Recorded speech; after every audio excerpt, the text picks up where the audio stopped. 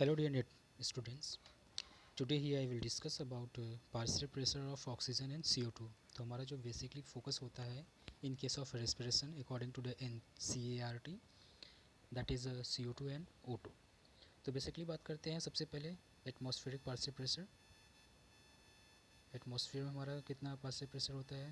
Partial pressure of oxygen that is about 159 mmHg and partial pressure of CO2 जो होता है about 0.3 mmHg.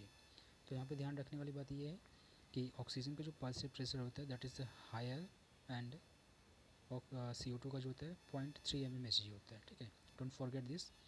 And second thing बात करते हैं यहाँ पे कि हमारा जो एल्विलाई के लेवल पे पार्शियल प्रेशर होता है एल्विलाई पे that is for the oxygen about 104 that is for the oxygen and for the CO2 this is about 40 mmHg. ठीक है, इसका भी mmHg. तो इन ऑक्सीजन और CO2 का जो पार्शियल प्रेशर में जो डिफरेंसेस हैं इन डिफरेंस की वजह से ही क्या होता है कि डिफ्यूज़न होता है ऑक्सीजन और CO2 का different levels of alveoli and tissue level पे. ठीक है, अब दूसरा बात करते हैं कि ऑक्सीजनेटेड एंड डीऑक्सीजनेटेड ब्लड्स के बारे में. सबसे पहले बात करते हैं ऑक्सीजनेटेड ब्लड में. ऑक्सीजनेटेड ब्लड में अगर बात करते हैं तो पार्शियल प्रेशर जो आपका ऑक्सीजन का and partial pressure of CO2.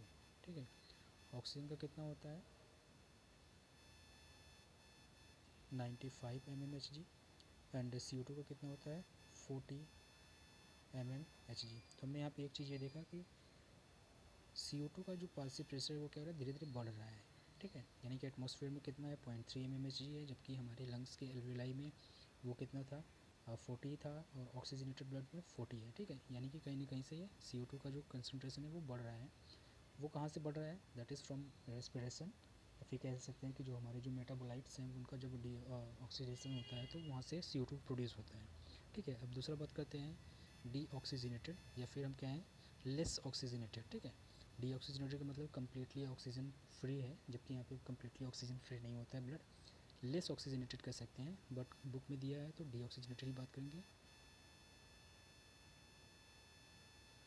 Deoxygenated bloods में partial pressure of oxygen and partial pressure of CO2. Oxygen का कितना होता है डीऑक्सीजनेटेड ब्लड में 40 mmHg एंड CO2 का कितना होता है 45 mmHg, यानी कि मरकरी के प्रेशर से हम इसको रिलेट करते हैं. ठीक है, अब दूसरा हम बात करते हैं यहाँ पे कि टिश्यू लेवल पे कितना होता है at the level of tissue. Tissue level पे हमारा जो PO2 है that is about 40 mmHg and PCO2 कितना है 45 mmHg. ठीक है, अब हम इसे एक डायग्राम्स के बेसिस पे समझेंगे. यहाँ पे हम बात करते हैं सबसे पहले हमारा जो था दैट इज़ एल्विलाई. एल्विलाई पे हमने देखा कि पार्शियल प्रेशर ऑफ ऑक्सीजन कितना है 104 है, पार्शियल प्रेशर ऑफ CO2 कितना है 40 mmHg. Because of difference in the partial pressure of oxygen and CO2, क्योंकि ऑक्सीजन का जो पार्शियल प्रेशर है वो ज़्यादा है कंपेयर टू हमारा जो पल्मोनरी वेन है. तो यहाँ पे क्या होता है कि ऑक्सीजन का डिफ्यूज़न होता है वेंस की तरफ यानी पल्मोनरी वेन में, और CO2 जो डीऑक्सीजनेटेड या फिर लेस ऑक्सीजनेटेड ब्लड है वो क्या होता है CO2 डिफ्यूज़ होकर कहाँ जा रहा है एल्विलाई में. यानी कि यहाँ पे पार्शियल प्रेशर कितना होगा CO2 का 45 होगा, यहाँ पे कितना होगा 40. हमने यही पढ़ा कि डीऑक्सीजनेटेड ब्लड में PCO2 कितना होता है 45 होता है, और जो डीऑक्सीजनेटेड ठीक है एंड लेस ऑक्सीजनेटेड ब्लड्स की बात करते हैं तो उसमें कितना होता है 40 होता है. ये हमने बात की किसका CO2 का. अब दूसरा हम बात करते हैं कि पार्शियल प्रेशर ऑफ ऑक्सीजन का. तो हमने यहाँ पे देखा 104 है, 104 एल्विलाई पे है.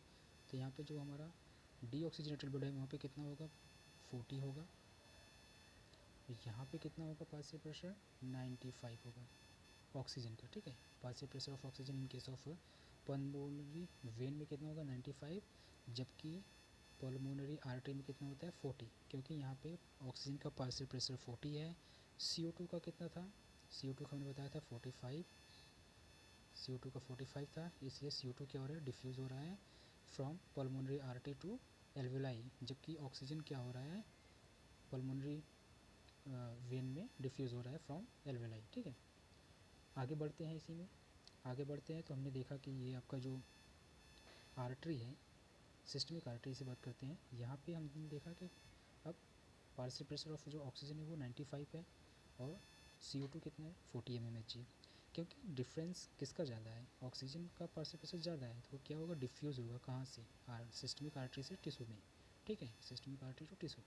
जबकि CO2 का कंसनट्रेशन कम है, तो क्या होगा, यहाँ पे CO2 का कंसनट्रेशन कितना था, मैंने टिश्यू में कितना बताया था 45, तो बिकॉज ऑफ 45 यहाँ पे है, तो ये CO2 क्या होगा, डिफ्यूज़ होगा टिश्यू से आपके सिस्टमिक वेन में। ठीक है, तो because of difference in oxygen and partial pressure of CO2, oxygen जो होता है सिस्टमिक आर्टरी से वो टिश्यूज़ में जाता है डिफ्यूज़ होकर के, जबकि यहाँ पे टिश्यूज़ में पार्शियल प्रेशर ऑफ जो CO2 है वो ज़्यादा है 45 है, तो वो डिफ्यूज़ होकर के सिस्टमिक वेन में जाता है। ठीक है, तो यहाँ से हम देख सकते हैं क्लियरली कि जो हमारा सिस्टमिक वेन है उसमें partial pressure of oxygen 40 mmHg है एंड PCO2 जो है 45 है।